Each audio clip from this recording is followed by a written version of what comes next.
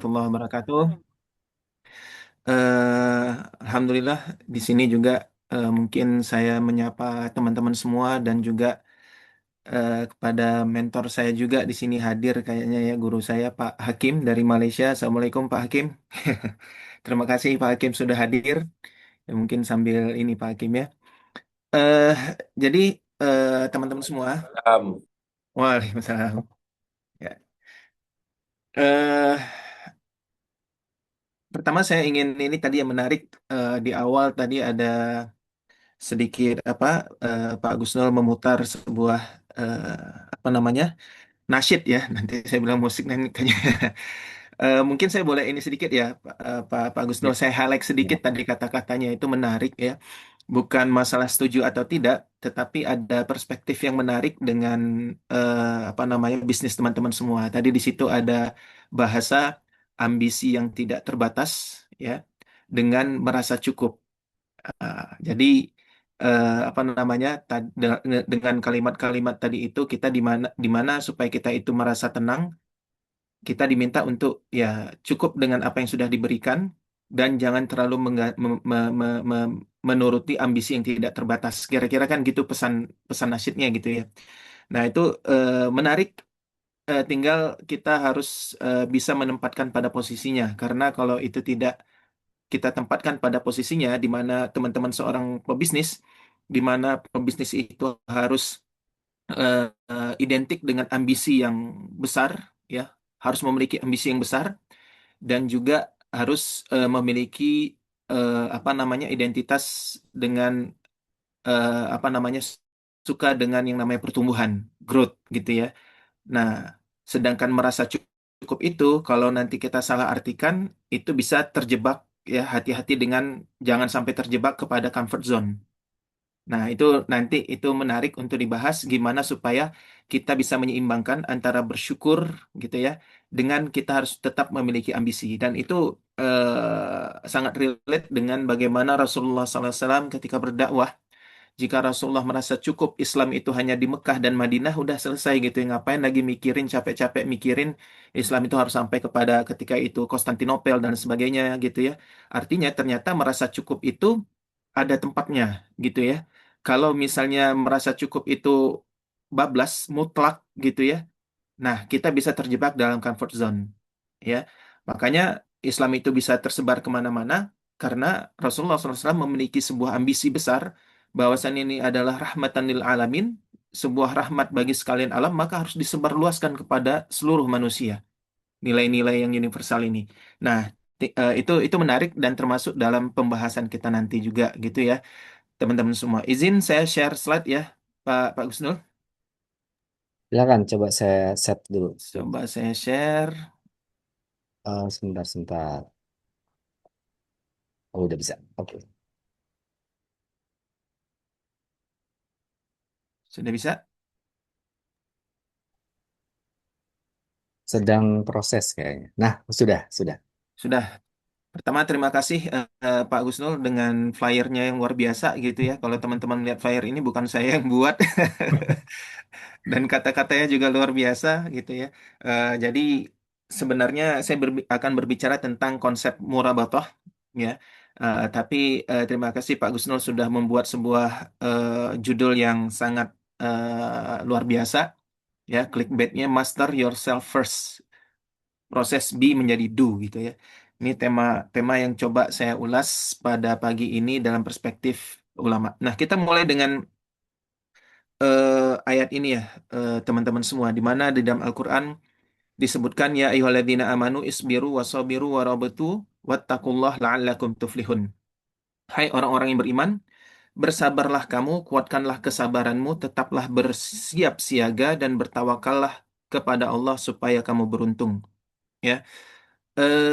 Asal mula kenapa saya kutip ayat ini, teman-teman semua, karena saya penasaran gitu ya. Bagaimana sih sebenarnya konsep kemenangan dalam Quran? Ya, pasti Al-Quran berbicara tentang kemenangan dan kemenangan itu bukan hanya berbicara tentang kemenangan dalam akhirat gitu ya, tetapi kemenangan dalam apapun ya. Dan apakah ketika kita bicara konsep kemenangan dalam Al-Quran itu bisa kita terapkan dalam kehidupan kita sehari-hari? Ya. Nah, ternyata ketika saya coba mempelajari konsep kemenangan dalam Al-Quran itu ada hal menarik, teman-teman semua. Di sini Al-Quran berbicara tentang la'allakum tuflihun. Semoga kita menjadi atau semoga engkau menjadi orang-orang yang beruntung atau menang. Ya, beruntung di sini artinya adalah semoga engkau menjadi orang-orang yang beruntung. Nah, di sini saya mendapatkan sebuah pola. Ini adalah tujuan atau kita bicara ini hasilnya. Hasilnya kita ingin beruntung. Nah, kalau kita lihat ayat-ayat sebelumnya, teman-teman semua di sini ada beberapa sifat yang diminta atau sebuah apa namanya? Perilaku yang diminta kepada kita supaya kita bisa mendapatkan hasil itu, mudah-mudahan kita beruntung. Apa saja? Nah, ini kita bicara tentang proses. Nah, dari sini proses nih. Isbiru, bersabarlah. Wasabiru, dan kuatkanlah kesabaranmu. Warabitu, tetaplah bersiap siaga. Wattaqullah, dan bertakutlah atau bertakwalah kepada Allah. Nah, ini kita bicara proses. Nah, kalau teman-teman lihat, ya, kita bisa di sini mendapatkan bahwasanya ketika kita berbicara tentang proses, Al-Quran itu meminta kita untuk dalam proses itu bersabar. Pasti proses itu tidak enak. Wasabiru, bahkan bukan hanya bersabar, kuatkanlah kesabaranmu. Warabitu, tetap siap siaga. Nah, siap siaga ini nanti ini yang muncul konsep murabatoh nanti yang dijelaskan oleh Imam Ghazali yang menurut saya ini sangat menarik untuk kita kita bahas. Dan yang keempat, wattaqullah. Nah, dalam menjalankan proses, ya kita tetap harus menjalankan ini sesuai dengan perintah Allah. Misalnya kita dalam berbisnis, dalam proses gitu ya, kita menjalankan proses, kita bersabar, kita kuatkan kesabaran kita bersiap siaga, dan itu semua proses itu kita jalankan dalam koridor ya perintah Allah Subhanahu wa taala. Jangan melakukan hal-hal yang dilarang, tetap pada koridor perintahnya. Ini fungsinya takwa. Nah, di sini teman-teman semua yang mungkin teman-teman kalau sering mendengarkan sharing-sharing saya sering sekali mengatakan dalam proses itu kita bersabar bukan bersyukur. Kenapa?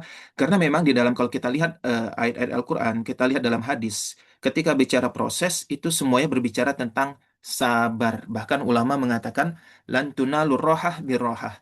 Kita tidak akan mendapatkan kenyamanan dengan kenyamanan. Maksudnya apa? Kita tidak akan mendapatkan hasil kenyamanan dengan proses yang nyaman. Begitu juga manjada wajada, barang siapa yang bersungguh-sungguh dia akan mendapatkan. Kita akan mendapatkan kalau kita bersungguh-sungguh. Bersungguh-sungguh itu adalah proses yang memerlukan kesabaran. Kalau dalam bahasa konvensionalnya atau orang bilang misalnya, no pain no gain, tidak ada, kalau nggak pusing nggak apa nggak akan dapat keuntungan gitu ya. Nah, itu semua sebuah sebuah hukum kauniyah, hukum sebab akibat yang Allah ciptakan, yang namanya siapapun dalam proses itu dia harus bersabar dengan proses itu, karena sabar itu pasti karena proses itu pasti tidak enak. Jadi di sini saya dapatkan sebuah konsensus baik itu para ulama kita dalam nilai-nilai agama Islam, yang namanya proses itu kita pasti dituntut dengan sabar. Ya, bahkan di sini bukan hanya sabar, dua kali sabar. Isbiru, sabar, wasabiru, kuatkan kesabaran itu. Ya, nggak cukup dengan sabar sabar saja, tapi sabar kuadratnya udah ya. Sabar dan perkuatkan sabar. Ini proses. Warabitu, nah ini yang akan kita bahas. Wattaqullah, ketakwaan kepada Allah itu sebagai panduan kita dalam menjalankan proses. Memang benar proses itu nggak enak, ya. Tetapi meskipun tidak enak, jangan sampai kita menghalalkan segala cara. Ya, wah demi saya bisa bisnis atau dalam konteks penjualan demi closing nggak apa-apa deh, saya udah sabar nih nggak closing closing, akhirnya menggunakan trik-trik yang tidak dibolehkan dalam syariah, dengan menipu, dengan janji palsu, atau dengan pengkondisian gitu ya, pengkondisian supaya orang merasa wah saya akan beli. Nah, itu hal-hal yang dilarang dalam dalam syariah. Ya, sehingga dalam proses pun seberat apapun proses itu, ya, se-challenging apapun proses itu kita diminta jangan sampai menghalalkan segala cara. Makanya ini fungsinya takwa kepada Allah. Makanya orang-orang yang menjalankan proses, teman-teman semua, orang-orang yang menjalankan proses udah sabar, dia bahkan memperkuat kesabarannya gitu ya. Ketika dia melihat ini ada, wah ini saya kalau melakukan ini berhasil, tetapi itu tidak sesuai dengan perintah Allah, dia bertakwa. Dia bertakwa, dia tidak mau melakukan itu, maka ingat dengan janji Allah, barang siapa yang bertakwa, Allah akan berikan jalan keluar. Nah, di sini nanti kalau teman-teman udah stuck, ya Allah nih sebenarnya saya bisa nih closing. Ya Allah sebenarnya saya bisa nih kalau mau apa namanya bisnis ini bisa jalan nih. Tapi harus dengan hal-hal yang haram. Kalau dengan yang halal nggak bisa nih gitu ya. Nah, dengan ketakwaan itu yang akan membantu teman-teman Allah akan kasih jalan keluar.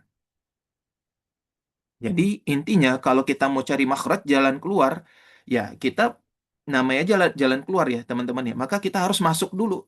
Kadang orang memahaminya udah cukup takwa kita akan dapat jalan keluar wa yarzuqhu min haitsu la yahtasib dan Allah akan memberikan kita rezeki dari jalan yang tidak disangka-sangka gitu ya. Tanpa usaha dengan cukup dengan takwa. Padahal konteks ayatnya nggak seperti itu. Konteksnya adalah barang siapa yang bertakwa kepada Allah, Allah akan berikan kepada dia jalan keluar. Ya, bagaimana kita mau dapat jalan keluar kalau kita sendiri belum masuk kan kayak gitu ya.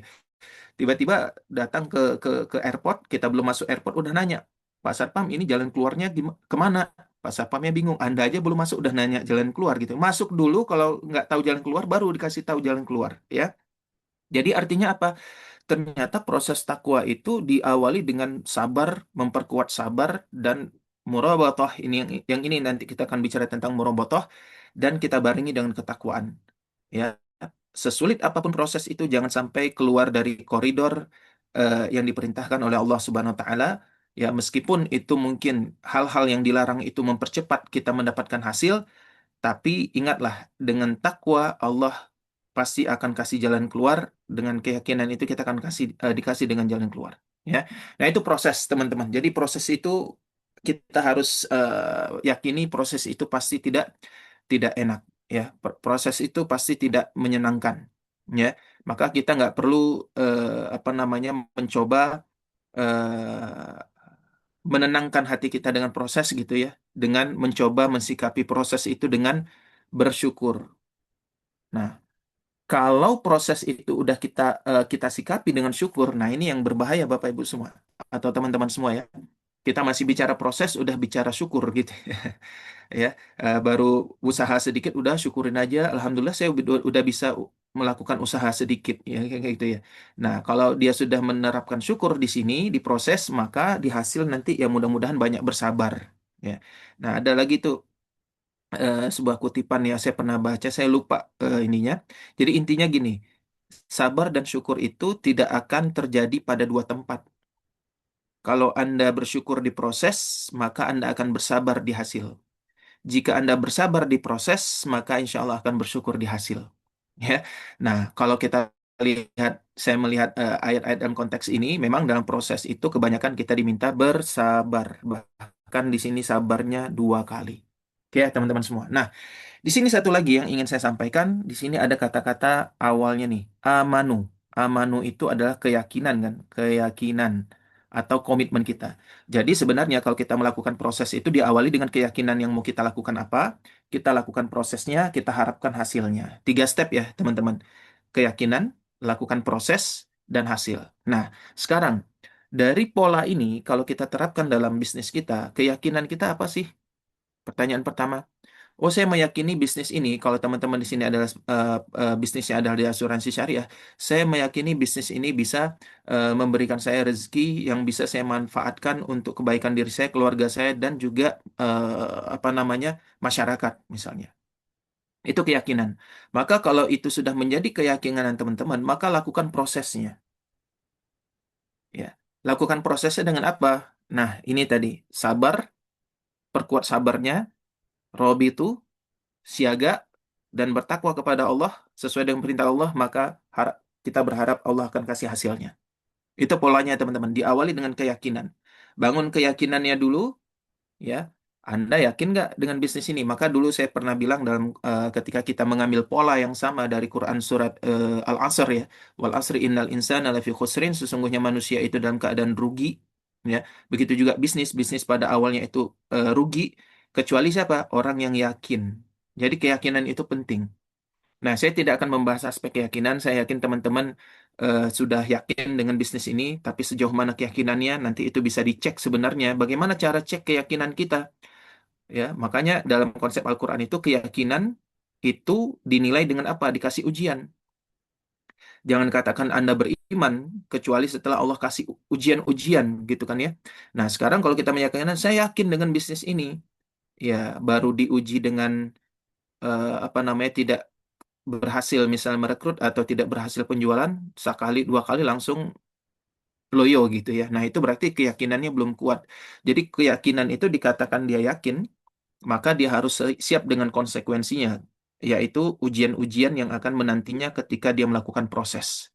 Nah, karena di proses itu banyak ujian, maka kita diminta sabar, perkuatkan sabar, Rob itu tetap bersiaga, wattaqullah dengan koridor yang telah ditentukan oleh Allah, la'allakum tuflihun. Semoga hasilnya kita benar-benar beruntung. Nah, sekarang yang mau saya highlight, teman-teman, mungkin kita sering mengkaji tentang sudah sering ustaz-ustaz kita atau ulama kita sering mengkaji tentang iman, tentang sabar, gitu ya, udah sering tentang takwa. Nah, sekarang saya mau coba berbicara tentang salah satu hal tentang robitu, ya. Robitu ini jarang dibahas, ya. Padahal di dalam Al-Quran ini disebutkan salah satu komponen yang harus kita punya dalam melakukan proses. Nah, apa sih sebenarnya robitu itu? Nah, sebelum saya masuk ke situ, saya ingin kasih ilustrasi seperti ini dulu, teman-teman. Ini adalah Google Map, ya. Google Map. Google Map itu fungsinya adalah suatu alat yang bisa mengantarkan kita kepada suatu tempat, ya. Nah, tadi saya coba karena ini fasilitator yang mengadakannya adalah BFF ya, maka saya mau coba pergi ke BFF, Best Friend Forever. Ya, ini luar biasa namanya ya. Nah, Best Friend Forever. Saya kasih tujuan saya adalah mau ke Best Friend Forever. Ya. Terus yang menjadi masalah apa teman-teman? Yang jadi masalah adalah ketika startingnya saya tidak masukkan, maka nih ya, ketika starting pointnya tidak saya masukkan, maka apa yang terjadi pada Google Map tersebut? Dia hanya bisa menunjukkan posisi kita mau kemana, tapi dia tidak bisa memberikan direction atau arah tujuan yang bisa mencapai ke BFF tersebut. Mungkin ada orang, mungkin saya sudah mungkin mencoba nih, saya mencoba melakukan starting pointnya. Tapi kalau starting pointnya salah saya masukkan, ya, maka saya bisa tersesat. Maka sering kita sampaikan bahwasanya orang yang tersesat itu bukan orang yang tidak memiliki tujuan, tapi orang yang tersesat itu orang yang tidak tahu posisinya saat ini. Misalnya saya nanti, misalnya saya menghubungi Pak Gusnul gitu ya, Pak, saya mau ke BFF. Oh, kemudian Pak Gusnul bilang, Awang tahu di mana BFF? Ya tahu di Edge Tower. Nah sekarang kenapa? Iya saya tapi nggak tahu nih jalan ke sananya lewat mana gitu ya. Maka kalau misalnya Pak Agus Nur pasti akan menanyakan, memang Awang dari mana? Kan gitu ya. Kenapa penting menanyakan memang Awang dari mana? Supaya kita tahu starting pointnya dari mana, supaya kita bisa kasih direction yang benar. Tapi kalau misalnya kita tidak menanyakan Awang dari mana, langsung, oh kalau ke BFF itu naik aja misalnya LRT itu bisa langsung turun di depan S Tower misalnya. Pertanyaannya, apakah memangnya saya bisa mengakses LRT, mungkin saya jauh dari LRT. Seharusnya saya nggak menggunakan LRT. Jadi kesalahan dalam membaca posisi kita saat ini menyebabkan mungkin directionnya, opsi-opsi jalannya sudah muncul, tetapi karena posisinya salah, sehingga kita tidak bisa mencapai tujuan kita. Nah, maksud dari hal ini adalah teman-teman, mungkin kemarin saya baru ketemu dengan seorang pemuda gitu ya, anak muda baru lulusan dari Jordan juga beliau ya. Jadi beliau juga sedang melakukan pelatihan-pelatihan terutama untuk anak-anak level SMA dan kuliah ya, di mana dia ingin memiliki misi bagaimana anak-anak SMA dan kuliah ini terkhusus yang apa namanya pesantren dan sebagainya ini bisa memiliki tujuan yang besar dan visi yang besar gitu ya. Nah, kemudian kita diskusi ya apa yang dia lakukan. Oh, dia melakukan adalah karena masalah saat ini adalah orang nggak punya tujuan, tujuannya nggak jelas gitu ya. Nah, satu hal yang saya sampaikan kepada beliau, teman-teman semua, sebenarnya untuk menentukan tujuan itu menurut saya sangat mudah. Ya, sangat mudah menentukan tujuan itu sangat mudah. Ya, Anda mau kemana, tinggal tentukan aja tujuannya. Ya, saya misalnya mau bisnis omset saya 1 miliar, udah dapat tujuannya. Ya, yang paling susah itu adalah starting pointnya. Kita mulai dari mana? Nah, ketika kita bilang kita mulai dari mana, ini bukan hanya berbicara tentang materialnya, modal yang kita punya, tetapi kita mulai dari mana, lebih jauh lagi yang akan kita bahas, identitas diri kita ini sebenarnya siapa dulu, ya. Nah, nanti kita akan coba berbicara identitas dan personalitas ya, teman-teman. Contoh kasusnya seperti ini. Teman-teman bilang, misalnya mendapatkan sebuah tim atau diri teman-teman sendiri, saya ini malas. Ya, saya ini sepertinya malas. Malas itu adalah personalitas, ya. Personality. Nah, pertanyaannya apakah personality memang malas? Terkadang teman-teman, beberapa kasus yang saya dapatkan, eh, ketika dikatakan orang ini malas, ternyata sebenarnya dia tidak malas. Kenapa? Ketika kita lihat dalam aktivitas lain dia rajin, kenapa dalam aktivitas bisnis ini dia malas? Contoh sebagai agen asuransi. Ketika kita bicara menawarkan, ya mungkin dia ada agen baru dan sebagainya, ketika ingin menawarkan asuransi syariah dia malas, nggak rajin ketemu orang dan sebagainya. Tapi kalau udah bicara tentang dia mau sharing tentang dirinya, dia rajin. Artinya, apakah bisa kita bilang dia malas? Tidak, dia ini sebenarnya rajin. Tapi apa yang menyebabkan dia malas? Aktivitas itu tidak sesuai dengan identitas dia. Ketika aktivitas tidak sesuai dengan identitas, itu yang terjadi, teman-teman. Saya kasih contoh ya, kalau misalnya teman-teman akrab dengan yang namanya financial quadrant gitu ya, ada employee, self-employed, business owner, dan investor. Ketika dia melakukan aktivitas misalnya sebagai karyawan, dia tuh rajin, masuk kantor rajin, pulang kantor rajin, rajin gitu. Tapi ketika dia diminta untuk melakukan aktivitas penjualan, kok dia malas gitu. Artinya apa? Artinya sebenarnya dia bukan malas. Identitasnya, siapa dia, identitasnya itu masih employee, sehingga karena dia tidak nyaman, dia malas melakukan itu. Tapi coba kita minta dia melakukan aktivitas sesuai dengan identitas dirinya, pasti dia rajin.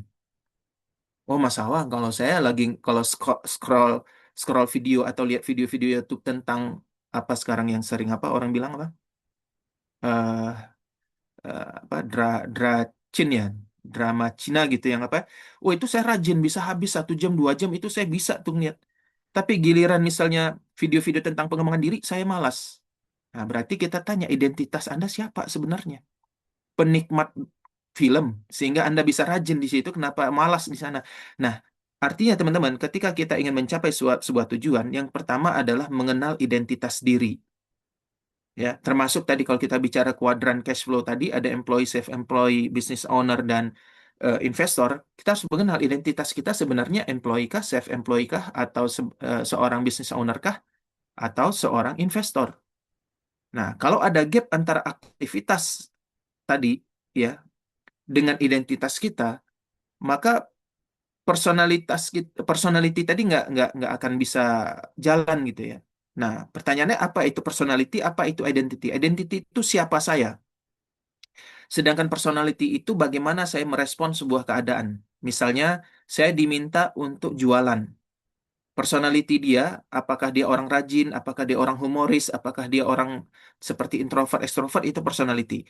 Tapi identity itu adalah apakah dia seorang self-employed, penjual, atau dia seorang pengajar, atau dia seorang siapa sih? Siapa saya?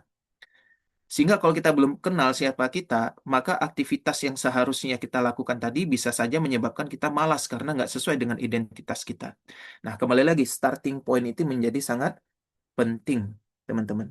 Jadi kalau teman-teman melakukan sekarang udah pertengahan tahun ya, biasanya kan goals, mungkin pertengahan tahun teman-teman melakukan mid-year review gitu ya, sambil mau ngejar nanti apa namanya akhir tahun. Biasanya awal tahun kita melakukan goal setting. Ya, kita coba lihat goal setting itu mungkin rutinitas yang berulang-ulang dengan angka yang sama, dengan breakdown yang sama, ya. Apa kira-kira yang bisa kita tambahkan dalam aktivitasnya adalah yang bisa kita tambahkan adalah bagaimana ketika kita sudah mengenal tujuan kita, kita harus mengenal starting point kita. bukan hanya sekedar starting point yang sifatnya material, ya, berapa omset kita tahun sebelumnya, tapi lebih dalam lagi identitas kita, ya. Siapa sebenarnya saya? Apakah saya seorang produser atau saya seorang builder? Pertanyaannya, apakah identitas itu bisa diubah? Ya, maka jawabannya sangat bisa. Ya. Oh ya, sebelum saya mulai, Pak Gusnul, mohon maaf, ini kita sampai jam berapa, Pak Gusnul? Biasanya maksimal kita sampai 8.45. Tapi 8.45. Oke. ya, tapi seselesainya aja karena special guest kita kasih. Aduh, nanti eh, Jam saya 11 ask aja om. Pak Gusnul. Jam 11 Pak Abang hari ini khusus. iya ya. Tapi beliau mau ini khutbah nanti telat. Silakan Khotbah, silakan khotbah Ustaz. ini. Enggak, saya takut nanti cerita sendiri itu udah panjangnya tiba-tiba udah Hmm. pada kabur semuanya. Oke. Silakan. Nanti kalau teman-teman ada yang mau bertanya, ada yang kurang jelas mau ditanyakan langsung aja ya teman-teman. Saya cek chat dulu apa ada pertanyaan. Oke. Jadi kalau mau bertanya langsung aja karena saya nggak buka kolom chatnya ya teman-teman. Kalau memang ada yang kurang jelas langsung bertanya aja. Oke. Nah, kembali kepada starting point tadi. Starting point tadi kita bicara kepada diri kita, identitas kita. Ya, ketika kita bicara manusia, manusia itu punya identitas, maka yang membentuk identitas itu apa? Kan kayak gitu ya. Nah, ketika kita bicara manusia, manusia itu, ya, ini manusia ya, identitas manusia itu, eh, ya, identitas manusia. Ups. Bentar. Nah, identitas manusia itu, kalau kita bicara identitas manusia, itu ada tubuhnya, fisiknya, ada kolbun. Kolbun ini bukan hanya sekedar hati, tapi hati yang sifatnya ruhani gitu ya, dan juga ada akal. Nah, ini kalau ditanya mana yang lebih penting? Kalau dalam perspektif saya, nggak ada yang mana yang lebih penting. Semua ini penting karena dia saling terkait, ya. Kalau saling terkait itu maksudnya apa? Badan yang sehat akan memberikan pikiran yang sehat, pikiran yang sehat memberikan hati yang sehat, dan semuanya itu saling terkait, ya. Nah, sekarang teman-teman semua, artinya kalau misalnya badan ini bisa sakit, tubuh kita bisa sakit dan bisa sehat, hati juga bisa sakit, bisa sehat, pikiran juga bisa sakit, bisa sehat, ya. Nah, kalau misalnya badan kita sudah mengenal penyakitnya apa, kalau dia sedang sakit dia akan demam dan sebagainya, akal juga ada namanya penyakitnya, hati juga ada penyakitnya. Sehingga tugas kita bagaimana mengenal penyakit-penyakit dalam akal dan mengenal penyakit-penyakit dalam hati. Yang dimana pastinya itu tidak akan pernah selesai kalau kita bahas dalam sesi kali ini gitu ya. Jadi saya mau kasih gambaran aja dulu. Akal itu eh, penyakitnya adalah dia bisa terserang penyakit dengan yang namanya syubhat dalam istilah syariahnya. Syubhat itu artinya disinformasi, ya. Informasi yang tidak benar, ya, informasi yang tidak benar itu banyak macamnya, bisa hoax, bisa pemahaman yang tidak benar dan sebagainya. Ini bisa meracuni yang namanya pikiran, ya. Ketika pikiran itu sudah salah, maka dia akan kasih informasi yang salah kepada hati. Ketika informasi yang diberikan salah kepada hati, maka hati akan memutuskan sesuatu yang salah. Nah, ini syubhat nih, kalau kita bicara tentang akal. Sedangkan hati bisa juga sakit. Sakitnya karena apa? Karena syahwat, ya, yang ditunggangi oleh hawa nafsu. Syahwat itu bisa membuat hati itu sakit. Contohnya apa? Secara akal, dia sudah tahu mana yang benar. Tapi kenapa tidak melakukannya? Karena ternyata hatinya sedang sakit. Jadi, kadang ada orang yang secara pemikiran, saya sudah tahu mana yang benar, saya sudah tahu apa yang harus saya lakukan. Tapi kenapa nggak dilakukan? Nah, ini hatinya bisa kena mungkin syahwat. Nah, dari proses keterkaitan badan, hati, dan pikiran ini terbentuklah nanti yang namanya identitas kita. Gitu ya teman-teman ya. Nah, sekarang bagaimana kita mengcounter syubhat, bagaimana kita mengcounter syahwat, mungkin di lain waktu kita akan membahasnya lagi. Cuman saya ingin sampaikan kepada teman-teman, kenapa penting kita memahami konsep manusia ini. Kita balik lagi kepada ayat tadi ya, teman-teman. Kalau kita kembali kepada ayat ini, maka ketika kita bicara tentang sabar, perkuatkan sabar, murabatoh, wattaqullah, itu semua adalah aktivitas hati. Ya, sabar itu ada hati di hati, sobiru juga ada di hati, robi itu ada di hati, takwa juga ada di hati. Cuman pertanyaannya teman-teman, kalau kata-kata ini tidak kita pahami, ya kita nggak akan bisa melakukan apapun. Makanya kadang orang membaca Al-Quran, ya udah baca aja. Cuman apa nilainya? Apa inspirasinya? Apa yang bisa saya amalkan dari ayat ini?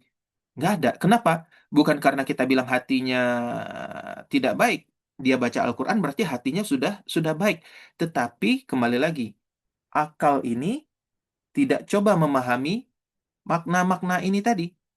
Sehingga ketika makna-makna ini tadi tidak bisa dipahami oleh akal, hati nggak tahu apa yang harus dilakukan. Kan gitu.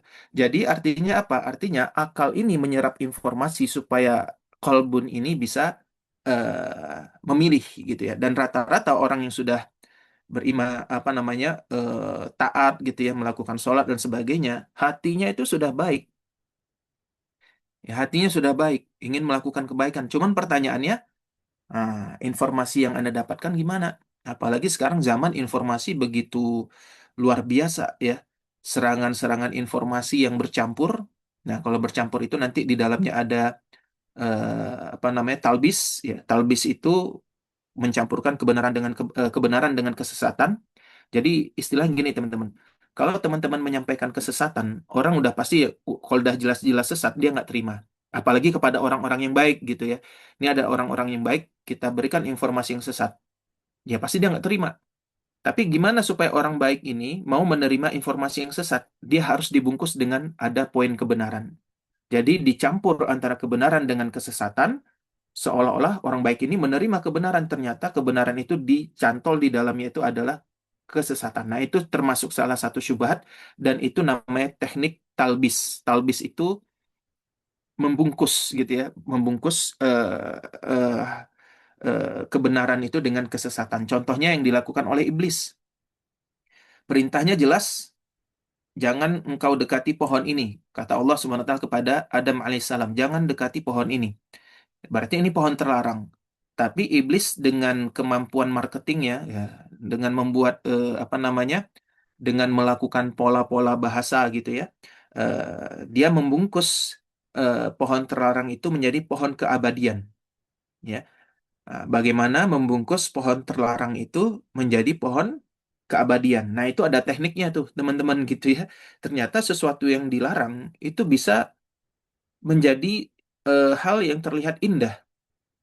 Makanya kalau dalam Al-Quran tuh wazayyanalah syaitan itu tugasnya adalah memperindah yang namanya kesesatan itu, membuat sesuatu yang salah itu menjadi indah supaya manusia itu mau ya. Jadi perubahan jadi pohon terlarang menjadi pohon keabadian ya. Kita tahu Nabi Adam alaihissalam adalah secara kolbun sangat baik, hamba Allah, Nabiullah ya, Nabi Allah. Secara kolbun sangat baik. Tapi kenapa bisa melakukan kesalahan? Ternyata yang diserang adalah akalnya ya. Akal diserang dari pohon terlarang menjadi pohon keabadian, kena syubhat, kena talbis dari iblis sehingga apa? Melakukan sebuah kesalahan ya. Dan ini hikmahnya apa? Ternyata Allah Subhanahu wa taala sengaja mengajarkan kita kesalahan itu bukan untuk apa namanya? Bukan, justru kita kesalahan itu adalah sebuah hikmah yang besar. Dari kesalahan itu ada taubat dan dari taubat itu meningkatkan derajat kita ya. Maka sebenarnya sebagai manusia kita tidak anti dengan kesalahan karena justru kita itu namanya manusia pasti belajar dengan kesalahan gitu ya teman-teman ya. Jadi kita nggak perlu takut dengan kesalahan. Yang kita perlu takut udah salah nggak mau memperbaiki diri kan kayak gitu ya. Udah tahu salah nggak mau memperbaiki diri. Nah itu yang problemnya. Tapi kalau kita salah kemudian kita bertaubat, itu derajat kita akan menaik ya. Makanya dalam sebuah hadis disebutkan kalau misalnya manusia itu tidak berbuat salah, maka Allah akan menciptakan makhluk lain yang dia bisa salah, kemudian dia akan bertaubat. Ya, jadi kesalahan itu adalah sebuah hal yang disengaja oleh Allah Subhanahu wa taala ciptakan supaya manusia itu bisa belajar dari kesalahannya, dia terus improvement dari diri dia, belajar dari kesalahan. Ya, nah ini sebenarnya ada materi manajemen kesalahan gitu ya teman-teman. Jenis-jenis kesalahan, bagaimana kita merespon kesalahan. Kalau kita lihat Al-Quran itu dijelaskan tuh, tidak semua kesalahan itu berujung dosa. Mana kesalahan yang kita perlu eh, berikan punishment, mana yang tidak, itu ada jenis-jenis kesalahannya. Jadi intinya teman-teman yang ingin saya sampaikan, ketika kita balik ke ayat ini, kita perlu akal untuk memahami ayat ini sebenarnya apa perintahnya, ya. Apa inspirasinya, apa yang ingin disampaikan oleh Allah kepada diri kita. Ya, apakah ini hanya sekedar ayat yang ingin dibunyikan, dibaca, kemudian tidak dipahami, atau ayat ini sebenarnya ada sesuatu yang bisa kita amalkan dan bisa kita terapkan dalam kehidupan kita sehari-hari. Nah, itu perlu akal, ya. Akal yang berpikir diikuti dengan hati yang jernih. Kenapa hati yang jernih? Karena takutnya kalau hati kita nggak jernih, ayat ini kita gunakan untuk kejahatan gitu kan ya, diselewengkan gitu. Nah, makanya ada orang yang udah belajar Quran tapi kok nggak ini ya, karena hatinya nggak bersih. Nah, ini proses manusia, teman-teman. Jadi manusia itu ya punya akal, punya akal, punya hati dan punya apa namanya fisiknya. Maka kalau kita ingin memperbaiki identitas manusia itu kita perlu lihat ini masalahnya di akalnya kah atau bermasalah di hatinya kah, ya? Atau di akal pikirannya banyak ada syubhat-syubhat. Contoh nih syubhat nih ya, teman-teman ya. Kita masih bicara proses, kemudian udah syukurin aja gitu ya, apa yang Allah berikan udah syukurin aja. Saya cuma bisa melakukan ini, ya udah syukurin aja. Nah, ini bermasalah akalnya nih, ya. Seperti konsep tawakal. Konsep tawakal kalau salah dalam akal, nah bahaya nanti dalam hati. Seperti kelompok manusia yang ketika Umar bin Khattab menemukan mereka hanya beribadah kepada Allah, Umar bin Khattab bertanya kepada mereka, apa yang kalian lakukan untuk makan? Mereka mengatakan, sesungguhnya kami adalah orang-orang bertawakal kepada Allah. Kemudian Umar bin Khattab menolak eh, apa namanya penjelasan mereka. Sesungguhnya kalian ini tidak bertawakal. Kalian ini justru orang-orang yang bergantung kepada manusia. Kenapa? Karena dia kerjanya di masjid aja nggak mencari kerja atau nggak kerja nggak makan, masa bergantung kepada manusia? Itu bukan konsep tawakal sebenarnya. Jadi Umar bin Khattab mencoba menyanggah pikiran mereka. Bukan menyanggah hati mereka, menyanggah pikiran mereka. Yang kalian bilang tawakal itu salah. Bukan seperti itu tawakal, bukan menyanggah hati mereka, tapi akalnya yang disanggah. Konsep tawakal bukan seperti itu, ya. Nah, artinya teman-teman, akal ini penting, hati juga penting. Kenapa? Hati inilah tempat yang namanya kita melakukan ikhtiar. Sering saya jelaskan, ikhtiar itu adalah pilihan ya, teman-teman. Secara bahasanya, literalnya itu adalah pilihan, bukan usaha, ya. Jadi setiap manusia itu melakukan pilihan. Dan rahasianya adalah ikhtiar itu kaitannya dengan kata-kata khair, baik. Jadi manusia ketika melakukan pilihan, pasti dia memilih sesuatu yang dia anggap baik. Jadi kalau ada orang yang tidak mau berusaha, dia hanya di rumah, seperti tadi contoh kasus Umar bin Khattab bertemu dengan sebuah kelompok yang dia tidak mau berusaha, karena mereka, kenapa ikhtiar mereka seperti itu? Karena mereka menganggap saya di masjid ini nggak melakukan apapun, menurut dia itu adalah yang terbaik, yang baik bagi saya, sehingga dia memilih itu. Maka kalau ada orang yang tidak mau keluar rumah, berusaha dia hanya di rumah, bisa jadi dia menganggap perasaannya adalah saya di rumah lebih baik daripada saya keluar rumah. Karena manusia itu akan memilih yang lebih baik, ya. Yang lebih menurut dia lebih baik bagi diri dia. Saya tidur di rumah lebih baik, saya bisa enjoy dan sebagainya daripada di luar rumah saya harus panas-panasan, saya harus ketemu orang, mungkin aja ditolak, itu tidak baik. Maka yang baik adalah saya berdiam diri di rumah. Maka dengan konsep ikhtiar dalam secara bahasa, kenapa dia memilih itu? Karena dia menganggap tidur di rumah lebih baik. Nah, bagaimana caranya? Maka kita harus mengubah konsep yang dia anggap baik tadi, yaitu dengan berusaha melihat pikirannya, gitu ya. Ah, pikirannya kita intervensi, nah baru nanti kita coba melihat hatinya. Nah, kemudian kita masuk nih, teman-teman. Sebenarnya itu tadi awal dari apa namanya?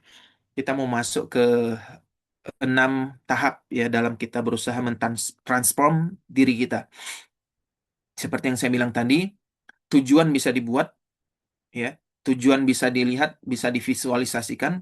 Nah, tinggal starting pointnya, ya, dari mana nih starting pointnya? Mengenal diri tadi. Nah, kadang ada orang-orang memiliki self awareness yang tinggi sehingga dia sering berbicara pada dirinya, mengintrospeksi diri, dia tahu kelemahannya apa dan sebagainya. Bahkan pernah saya ketemukan orang yang punya self awareness menurut saya sangat tinggi pun, ya Dia tetap perlu orang untuk mencari blind spot dirinya, ya. Karena kita tahu tidak ada manusia yang sempurna, ya. Atas dasar pemikiran itu, saya juga sering kadang bertanya sama orang, saya ingin menemukan blind spot saya, gitu ya. Meskipun kita sudah melakukan metode ini, ya, kadang meskipun kita sudah melakukan evaluasi pada diri kita, ya, tetap mungkin ada hal-hal yang tidak bisa kita deteksi. Maka kita kadang perlu orang lain untuk mendeteksi diri kita, ya. Tapi sebelum kita memerlukan orang lain, minimal kita bisa mengevaluasi diri kita dulu, ya. Nah, jadi murabatoh yang berasal tadi dari kata-kata ayat Quran surat Ali Imran 200 tadi, dari warabitu, ya. Nah, rabitu itu perintah, murabatoh itu adalah kata sifatnya.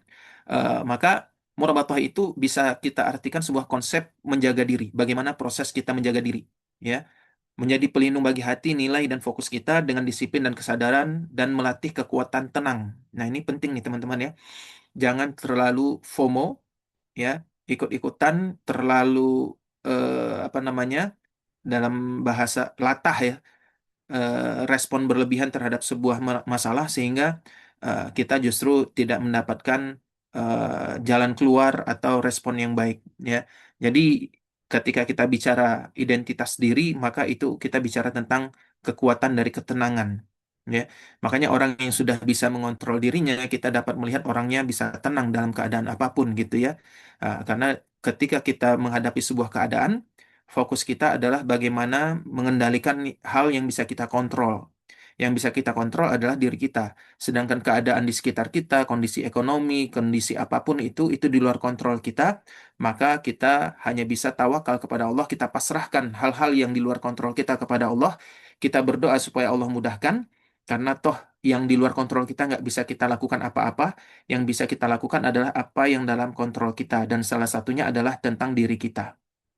Ya, nah ini kita belajar tentang ilmu tenang, ya, teman-teman. Nah, ada 6 step yang diajarkan di dalam kitab Ihya Ulumuddin, ya, punya Imam Ghazali. Cuman Kedengeran kitab nggak? itu membahas dari sisi identitas. Kedengeran nggak? Kalau kita bicara Kedengeran banget identitasnya, nggak? pembahasan 6M ini dalam konteks ibadah, tentang sholat, tentang dan sebagainya, gitu ya. Nah, Ya. di sini saya mau ambil konsepnya dan saya terapkan sebagai identitas pebisnis dalam konteks muamalah. Tapi muamalah itu juga bisa bernilai ibadah, gitu ya, teman-teman, ya. Jadi contoh-contoh yang diberikan Imam Ghazali ketika berbicara 6 step ini semuanya rata-rata terkait dengan ibadah. Kenapa kamu nggak sholat? Kenapa kamu lalai dan sebagainya dari berzikir dan sebagainya, gitu ya. Nah, ini coba saya perluas dalam konteks bisnis, ya. Jadi ketika kita memiliki eh, apa namanya, memiliki tujuan untuk berbisnis, maka diri kita, identitas kita pun harus memiliki identitas sebagai seorang pebisnis, gitu ya. Nah, bagaimana membangunnya? Pertama, nanti kita akan berbicara tentang musyarakah. Saya mungkin, ya, berhusnuzon, bukan husnuzon. Ini suuzon atau apa saya nggak tahu. Kemungkinan yang hadir di sini, kemungkinan paling banyak sudah sering dengar istilah-istilah. Kalau saya sebutkan ini, ada musyarakah, ada muraqabah, muhasabah, muakabah, mujahadah, muatabah. Kira-kira yang pernah didengar nih, yang teman-teman bahas itu nomor berapa nih yang pernah dengar dari kajian-kajian, nomor berapa aja? Muraqabah mungkin, ya, itu sering pernah disampaikan. Muhasabah mungkin paling sering, ya, muhasabah. Kita harus sering muhasabah. Mujahadah, gitu ya. Mujahadah mungkin juga sering sering disampaikan tuh, ya. Apalagi selain itu, ada nggak yang teman-teman sering dengar? Tiga, tiga, paling sering tiga, ya, muhasabah. Oke, sekarang kita mengenal istilah-istilah lain. Ya, kita coba mengenal istilah-istilah lain. Jadi, ada namanya musyarakah. Nah, ini menariknya gini, teman-teman. Saya langsung ke next slide aja. Ya. Nah, jadi Imam Imam Ghazali dengan menariknya membahas tentang murabatoh itu, beliau beliau juga mengkaitkan dengan tadi yang saya sampaikan, ya, bahwasannya hati atau nafsun kita itu nanti, jiwa kita itu dengan akal itu posisinya seperti sedang berbisnis. Nah, itu contohnya saya menarik banget itu. Jadi sedang berbisnis itu maksudnya apa? Akal itu investor, jadi hati atau jiwa kita ini adalah pelakunya, pelaku pedagangnya. Ya. Jadi beliau menggambarkan bahwasannya namanya dalam berbisnis aja, investor itu pasti akan memberikan syarat-syarat tertentu, ketentuan-ketentuan tertentu agar si penerima modal ini bisa menjalankan bisnisnya sesuai dengan apa yang diminta oleh investornya. Kan kayak gitu, ya. Maksudnya apa? Maksudnya dengan hubungan manusia tadi yang saya jelaskan ada akal, ada hati, ada tubuh tadi, yang tubuh adalah pelaksana, gitu ya. Ketika kita berbicara tentang jiwa, jiwa ini perlu diberikan komitmen. Siapa yang kasih komitmennya? Akal. Jadi self commitment itu maksudnya apa? Kita sering-sering kasih komitmen kepada jiwa kita. Dengan cara apa? Kita berbicara kepada diri kita. Jiwa, hari ini kita harus melakukan ini. Spesifik. Misalnya kalau teman-teman berbicara tentang sebagai seorang sales insurance gitu ya. Maka teman-teman bilang, hari ini, hei jiwa, hari ini kamu harus ketemu 5 orang. Itu komitmennya. Ya. Harus ketemu dengan 5 orang atau aktivitas apapun itu katakan kepada jiwa kita. Nah, ini dalam konsep self-talk juga ya, teman-teman ya. Kita berbicara pada diri kita. Nah, saya nggak tahu berapa banyak teman-teman berbicara pada dirinya sendiri gitu ya. Ternyata jiwa kita itu perlu kita kasih asupan, teman-teman. Nah, salah satu asupannya adalah musyarakah. Musyarakah itu ada komitmen pada diri kita. Kita bicara pada diri kita pada pagi hari, kita bicara, kamu harus lakukan, hei jiwa, kamu harus lakukan ini. Ya, Ya, nah, mau makan ya makan di hotel. menetapkan syarat bagi diri kita Mana anak buahnya? sebelum beramal, gitu ya. Mungkin ini ada yang bocor nih. Nah, itu juga kenapa kita misal makan 3 kali sehari. Karena tanpa sadar, ya, jiwa kita ini sudah kita kasih komitmen kita harus makan 3 kali sehari. Ya. Nah, begitu juga ketika kita puasa, kita kasih tahu sama nanti ini ada kita kalau kita mau luaskan lagi terkait dengan niat dan sebagainya gitu ya. Eh, Ketika puasa, kenapa tubuh kita itu bisa menahan dirinya dari apa namanya makan dan minum dari pagi hari sampai sore hari. Tapi kalau kita nggak puasa nggak bisa. Kenapa? Ada komitmen, self komitmen di awal. Ya, itu namanya musyarakah. Ya, kita tanamkan pada jiwa kita hari ini saya ini bla bla bla bla bla bla bla, gitu ya. Tanamkan itu namanya self commitment.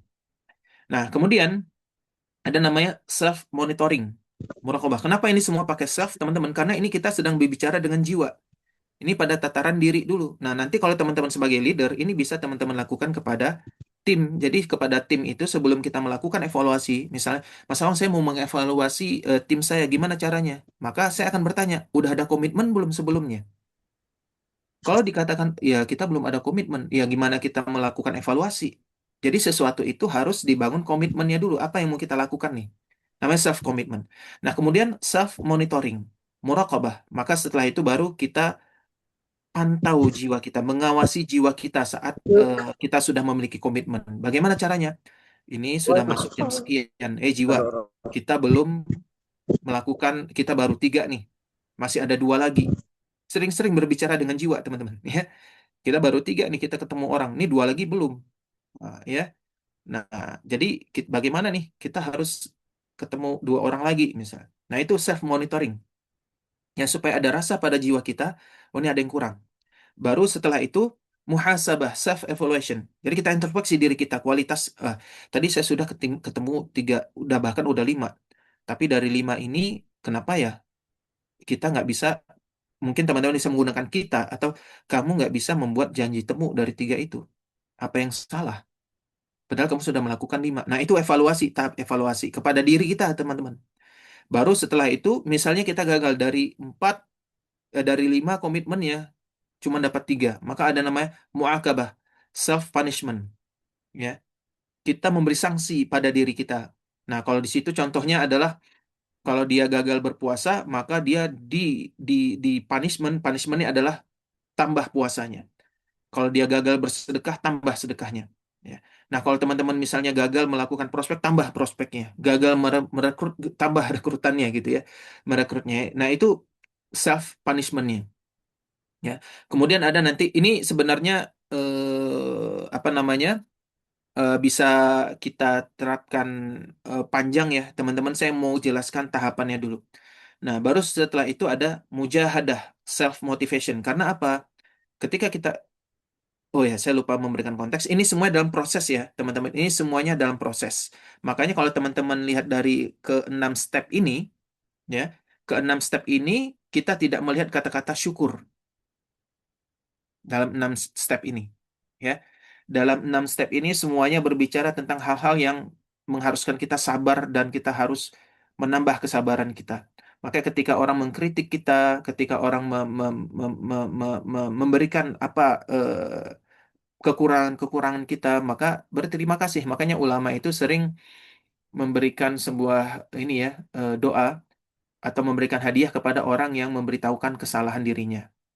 Ya, nah jadi kita harus membiasakan kalau mau berbicara tentang mengenal diri gitu ya teman-teman ya, membiasakan bergaul dengan orang-orang yang membuat kita nangis, bukan membuat orang kita tertawa. Maka dalam pepatah Arab mengatakan, Sodiquka man abkaka laman adhakaka. Teman baik itu adalah orang-orang yang membuatmu menangis, bukan membuatmu tertawa. Ya, nah, karena orang yang membuatmu menangis itu ya seperti memberi obat. Obat itu pahit, ya, tapi dia menjadi penyembuh. Ya, tapi kalau yang namanya sesuatu yang enak-enak, manis-manis, justru dia menjadi pembunuh, gitu ya. Jadi jangan anti dengan orang-orang berbicara tentang hal-hal yang tidak mengenakan, teman-teman ya. Nah, satu lagi. Saya ada yang lupa introduction-nya. Muhasabah yang sering teman-teman dengar dalam konsep Imam Ghazali, muhasabah itu sebelum kita melakukan muhasabah harus ada musyaratah dan muraqabah sebelumnya. Maka tadi saya katakan, kalau kita mau melakukan evaluasi diri, maka harus ada komitmen dan monitoring sebelumnya. Baik pada diri, kalau teman-teman mau meletakkan pada tim teman-teman, teman-teman ingin melakukan evaluasi kepada tim, maka sebelum mengevaluasi tim harus ada komitmen, harus ada monitoring baru bisa evaluasi. Kalau nggak ada komitmen, gimana mau memonitor? Kalau nggak ada monitoring, gimana mau evaluasi? Apa yang mau kita evaluasi? Sehingga ketika kita meeting leader dengan agent, kalau nggak ada komitmen, nggak ada monitor, ya kita bingung mau evaluasi apa. Atau ada komitmen tapi nggak dimonitor, ya kita mau bicara apa? Progresnya kita nggak tahu, ya. Jadi komitmen, monitor, dan evaluasi. Maka setelah itu kata Imam Ghazali, kalau sudah ada muhasabah, maka sebelumnya harus ada komitmen dan monitoring, dan setelahnya harus ada mu'aqabah, mujahadah, dan mu'atabah. Ya, jadi mu'aqabah itu harus ada punishment. Ya, nah kalau misalnya tadi ya ternyata setelah dievaluasi dia berhasil nih. Kalau udah berhasil berarti kan mendapatkan hasil. Ya udah bersyukur. Bersyukur itu apa? Supaya ditambahkan hasilnya. Ya. Nah, tetapi jika hasilnya tidak baik, maka ada punishment, motivasi. Motivasi itu apa? Memperkuat keteguhan. Karena godaan-godaan, wah kan nggak berhasil kan udah ditolak berapa orang nih. Sehingga dia mulai lemah nih. Ada bisikan-bisikan, udah itu nggak sesuai dengan diri Anda nggak cocok dengan bisnis itu, Anda bla bla bla, udah mulai ada bisikan-bisikan gitu ya. Apalagi join di grupnya semua left, left, left, left, nggak ada yang berhasil gitu ya. Nah ini mulai menggoyahkan keyakinan, maka dia harus mencoba pada dirinya sendiri, ya, terutama pada diri sendiri, dia harus menguatkan diri lagi, ya, dia harus mujahadah. Saya ambil kata-kata mudahnya ya self motivation ya teman-teman, meskipun mujahadah ini sebenarnya artinya bisa lebih luas ya. Nah, kemudian dia harus ada muatabah, self reminder, ya, menegur diri, gimana gitu ya. Kamu masih masih sehat kah gitu ya. Masih oke kah ya. Introspeksi mendalam. Lihat pada diri kita apa sih yang salah ya. Kita sudah melakukan punishment ya, kemudian kita apa namanya self motivation juga, dan self reminder, peringatan batin ya, agar tidak mengulangi kesalahan diri. Kadang kalau kita nggak memiliki kesadaran kesalahan yang sama kita terus kita lakukan ya. Nah makanya supaya kita harus sadar nih, ternyata oh ini salah, ya udah jangan lakukan lagi ya. Nah, itu yang tadi saya bicara di awal tadi, konsep taubat ya, teman-teman. Kenapa orang tidak melakukan taubat? Ya, taubat itu sebenarnya dalam konsep itu luar biasa dalam pengembangan diri. Artinya taubat itu kan tidak mau mengulangi kesalahan kesalahan yang dilakukan gitu kan ya. Tapi orang terkadang dia terus mengulangi kesalahannya. Kenapa? Pertama, lack of awareness. Dia tidak sadar kesalahan dia. Ya, dia tidak tahu kesalahan dia bukan karena sombong atau apa. Memang dia nggak sadar aja itu salah. sehingga dia terus melakukan, tidak melakukan taubat. Yang kedua, hopeless. Dia tahu itu salah, tetapi dia sudah putus asa. Saya nggak tahu lagi apa yang mau saya lakukan. Saya udah mencoba segala hal, bla bla bla bla bla bla bla gitu ya, tapi tidak ada hasil. Nah, orang-orang yang hopeless, orang-orang yang sudah putus asa, terkadang dia tidak mau bertobat. Makanya dalam konteks agama pun orang-orang yang sudah putus, saya sudah banyak maksiat, meskipun saya tobat Allah tidak akan menerima tobat saya sudah pasti masuk neraka, bla bla, karena dia itu hopeless sehingga dia tidak mau tobat. Ya. Nah, dua treatment tadi pasti berbeda. Orang yang lack of awareness, maka kita harus sadarkan dia yang dia lakukan itu salah. Orang yang hopeless, maka kita harus kasih semangat sama dia. Allah itu maha pemurah dan sebagainya gitu ya. Kalau dalam konteks agama. Nah, kemudian orang yang sudah hopeless dengan bisnis ini, kita harus kasih motivasi dia. Anda masih ada peluang, gitu ya. Nah, itu treatmentnya. Yang ketiga adalah ego. Nah, ini yang sebenarnya yang susah nih. Ego ini bisa menutupkan lack of awareness. Kita mau sadarkan dia, dia nggak mau. Kenapa? Saya sebenarnya oke aja kok, sudah saya di bisnis ini udah 20-an tahun ya. Kamu masih baru masuk, ngapain apa masa mengajarin saya gitu ya. Nah, ego-ego ini akan menghalangi kita untuk bertaubat. Bukan hanya untuk menghalangi untuk bertaubat, tapi menghalangi kita untuk mengenal kesalahan kita. Jadi dia bukan nggak mau bertobat, dia itu orang yang egonya tinggi sekali ini menutup dirinya, bukan nggak mau bertobat, tapi ya untuk apa saya tobat, saya nggak ada kesalahan kok. Makanya kalau dalam konteks ayat Al-Quran itu mengatakan orang-orang yang udah pada level egonya dan sombongnya itu, sombong itu kan artinya dia menolak kebenaran, teman-teman. Sama saja engkau beri peringatan, tidak engkau beri peringatan, ya tetap saja dia akan menolak kebenaran itu. Makanya orang kalau udah posisi sombong itu paling paling sulit tuh untuk diminta untuk taubat. Makanya iblis, iblis itu ketika udah melakukan kesalahan dia nggak mau sujud dengan Adam, dengan egonya, dengan sombongnya, dia nggak bertobat. Nah, ini gambaran bagi kita, teman-teman. Ketika penciptaan iblis dengan manusia, manusia melakukan kesalahan, Nabi Adam alaihissalam tobat. Iblis melakukan kesalahan, bukannya tobat, dia nggak mau tobat. Kenapa? Sombongnya menghalangi dia dari tobat. Padahal dia tahu itu perintah Allah untuk sujud, nggak mau. Padahal dia tahu Allah itu menciptakan dia, tetap nggak mau. Kenapa? Kesombongan tadi tuh, teman-teman. Luar biasa kesombongannya gitu ya. Sampai dia tahu itu perintah Allah, dan dia sudah tahu dengan Allah, tetap aja dia nggak mau sujud karena kesombongan. Justru karena kesombongannya dia nggak musuh dia ketika dia tahu salah, bahkan dia bersumpah di hadapan Allah, bukannya taubat malah dia bersumpah, saya akan menarik cucu-cucunya Adam ini supaya durhaka kepada Allah Subhanahu wa taala. Malah bertambah kesombongannya gitu ya. Makanya tingkatan paling tinggi yang menghalangi orang untuk taubat itu adalah sombong. Sehingga dia tidak tahu kesalahannya apa. Nah, ini paling bahaya, teman-teman. Kalau hopeless ini masih bisa kita bantu ya. Lack of awareness, kalau dia nggak tahu kesalahan dia, kita masih bisa sadarkan. Tapi kalau udah sombong, ya kita banyak berdoa lah teman-teman kepada, kalau misalnya ada sombong, supaya kita dihindarkan dari sifat kesombongan itu. Ya. Nah, terakhir teman-teman, yang ingin saya sampaikan adalah pentingnya tadi akal dan apa tadi, akal dan hati tadi. Sebenarnya kita itu sering mengamalkan yang namanya tadi murabatoh tadi, dalam konsep apakah itu self commitment dan sebagainya. Kita sering melakukannya dengan berdoa. Ya, teman-teman melakukan misalnya zikir pagi dan petang. Cuman masalahnya zikir pagi dan petang itu kita hanya sekedar membacanya, melantunkannya. Terkadang kita tidak coba memahami apa sebenarnya yang diminta kepada kita ketika kita melakukan zikir pagi dan petang itu. Di dalam zikir itu ada makna. Apa sih makna-makna yang disampaikan di dalam zikir-zikir itu? Padahal itu adalah sebuah kalau kita buat desain besarnya, itu adalah self-talk kita kepada diri kita. Kita sedang berbicara pada diri kita. Maka ketika zikir itu banyak makna di sana yang disebutkan. Itu sebagai komitmen bagi diri kita. Kita berkomitmen minta kepada Allah, salah satu zikir pagi petang itu dihindari dari sikap malas, dihindari dari kebodohan, dihindari. Itu semua adalah bahasa yang kita bicara pada diri kita. Tapi kembali lagi, sayangnya apa teman-teman? Sayangnya kita tidak memahaminya. Kita hanya sekedar mengucapkannya karena kita tidak memahaminya, akal tidak memahaminya, sehingga hati itu ya tidak mendapatkan efek apa-apa, teman-teman. Ya, kita membaca zikir pagi petang, tapi hati pun bingung. Apa yang kamu baca? Akal bilang, saya pun nggak tahu yang saya baca.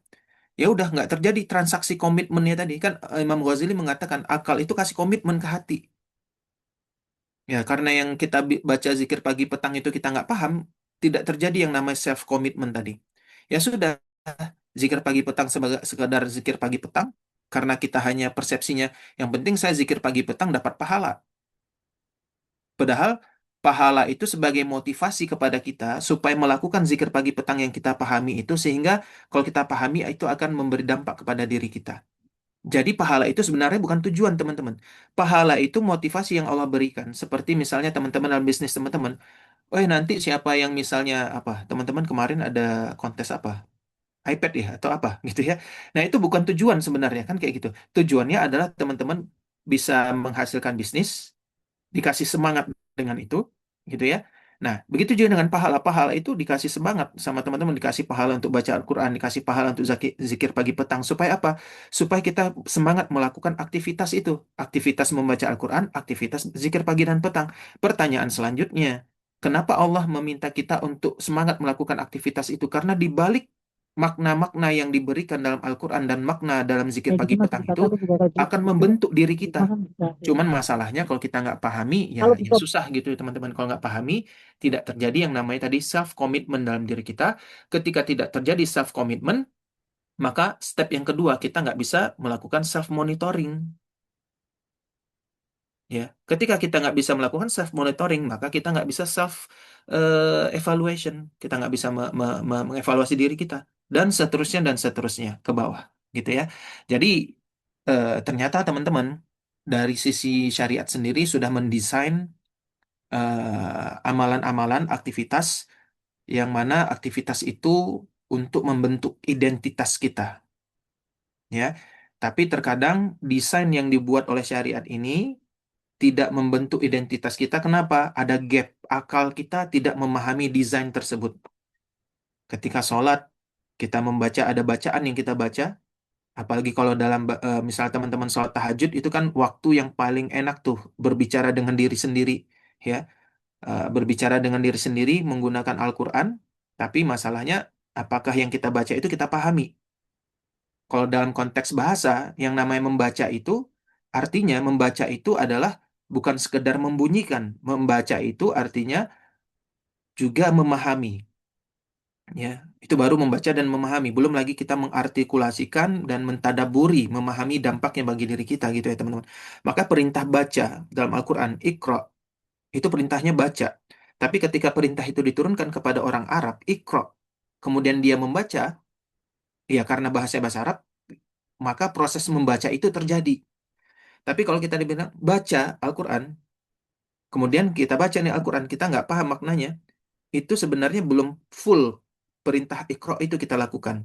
Kenapa? Karena kita nggak paham yang kita baca. Jadi itu masih pada level membunyikan. Ya, membunyikan.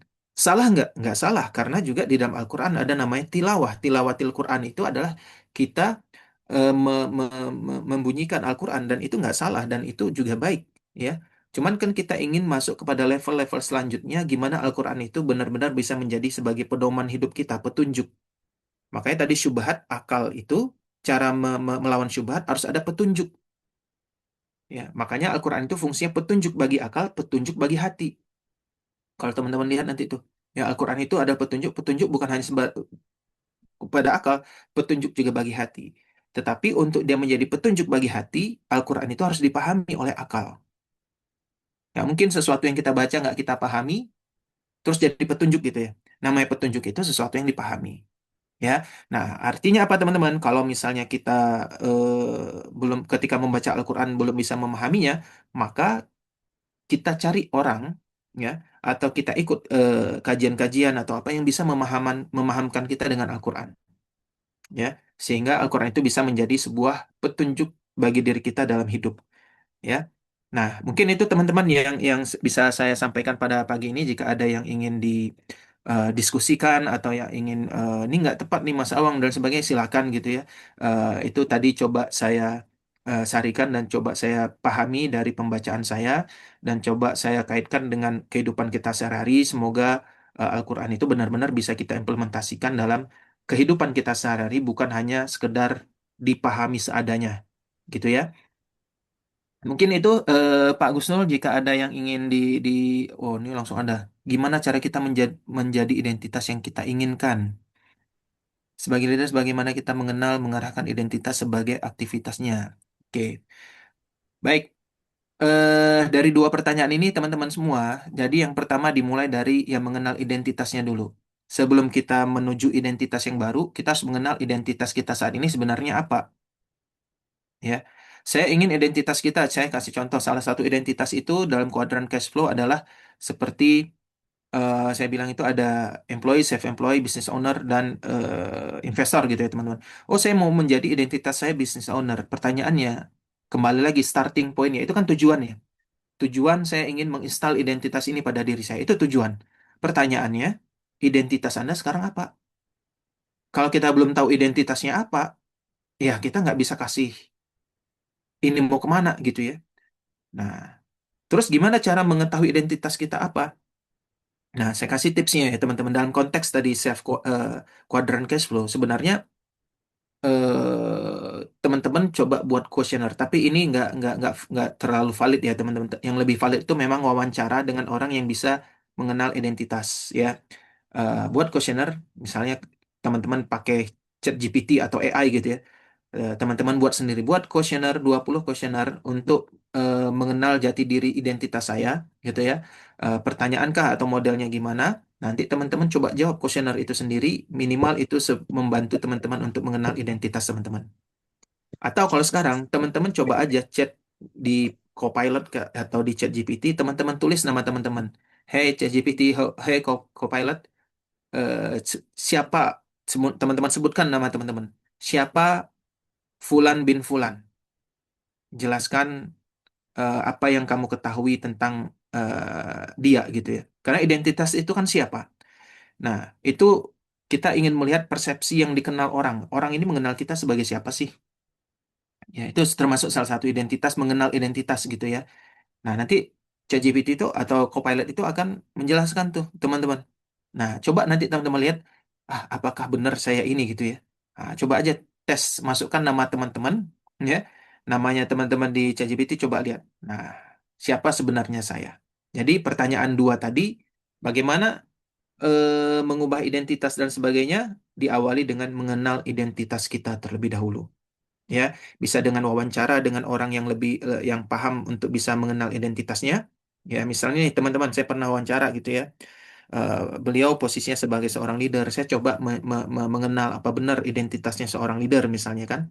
Kalau leader itu kan business owner. Business owner itu artinya uang itu dia dapatkan dari penghasilan timnya. Timnya lah yang akan bekerja. Ketika timnya berhasil, maka dia akan dapatkan uang. Makanya sukses sebagai seorang self-employed itu ketika dia berhasil sukses pada dirinya, tapi seorang leader itu dia akan menjadi sukses kalau bisa mensukseskan orang lain kan kayak gitu. Nah, dari pola itu coba kita tanyakan nih. Ya, kita tanyakan ternyata kalau kita lihat eh, posisinya leader tetapi ketika kita bicara tim masih berat untuk apa namanya melakukan investasi untuk timnya. Padahal dia tahu dia akan mendapatkan uang kalau timnya sukses gitu ya. Nah, itu salah satu ciri-ciri oh ini berarti dia masih belum berada di level itu.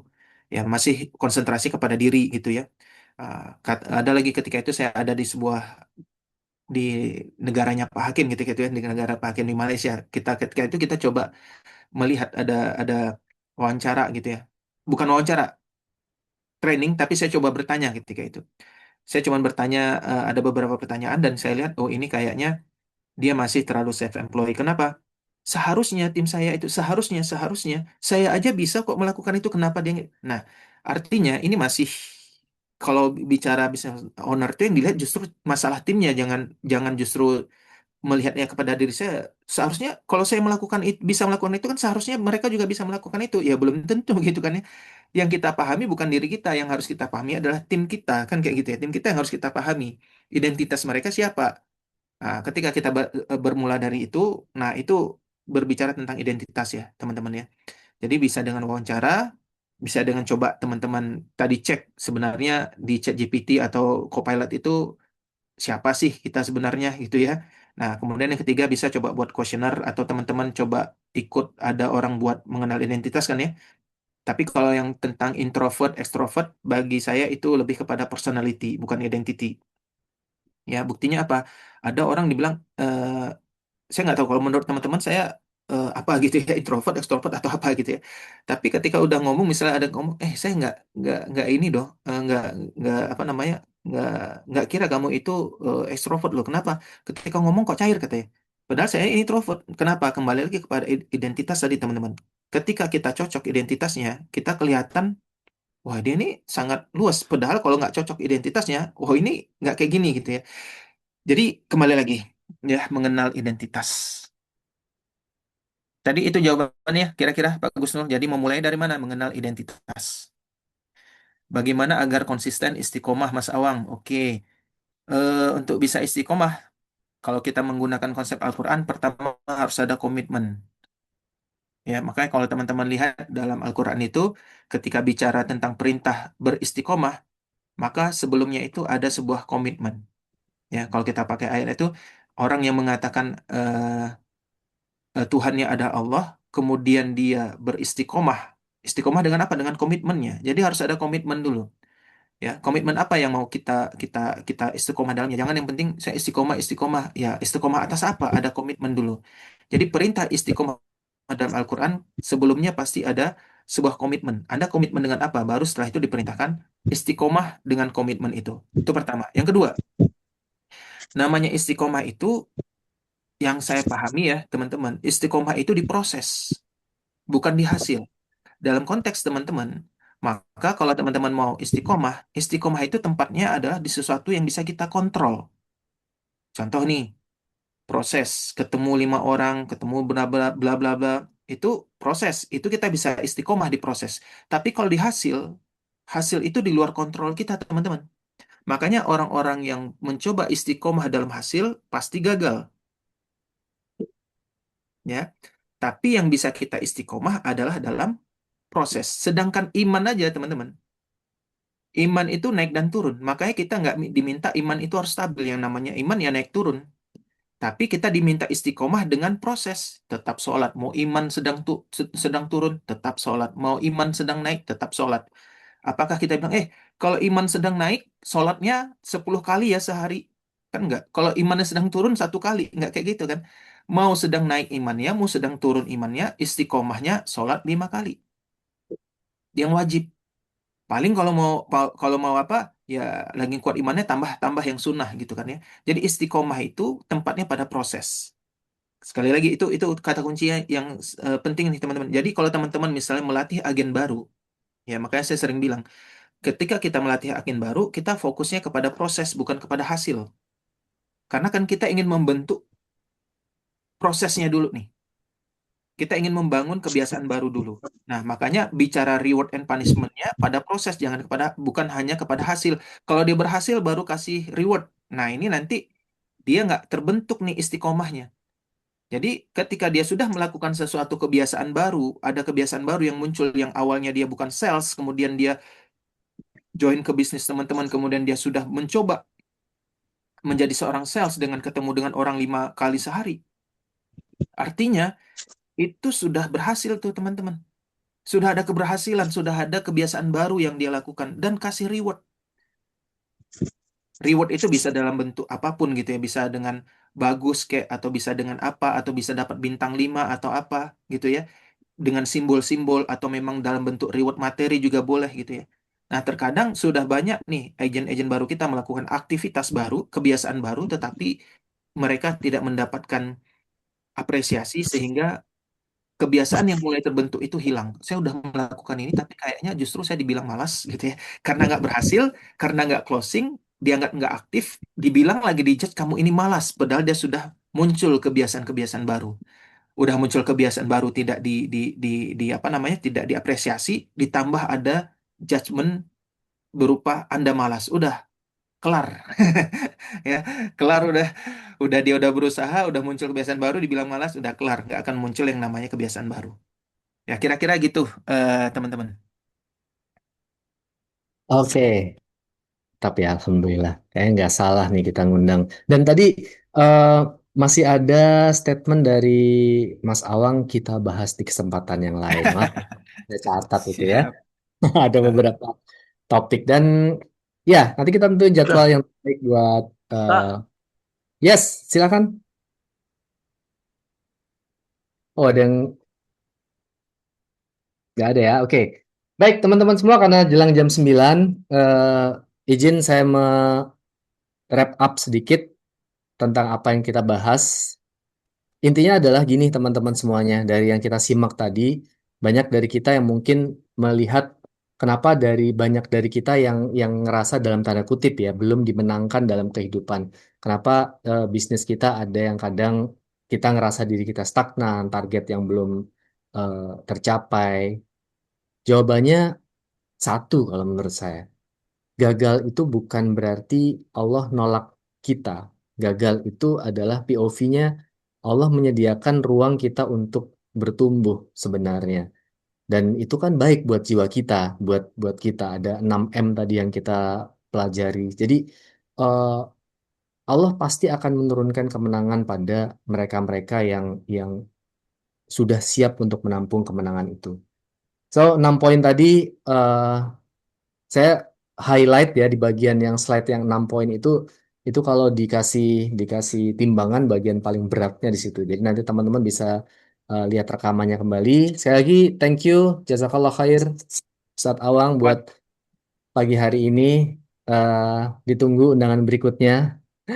Kita tutup dengan istighfar bersama astagfirullahaladzim, astagfirullahaladzim, astagfirullahaladzim. Subhanakallahumma wa bihamdika. Asyhadu an la ilaha illa anta astaghfiruka wa atubu ilaik.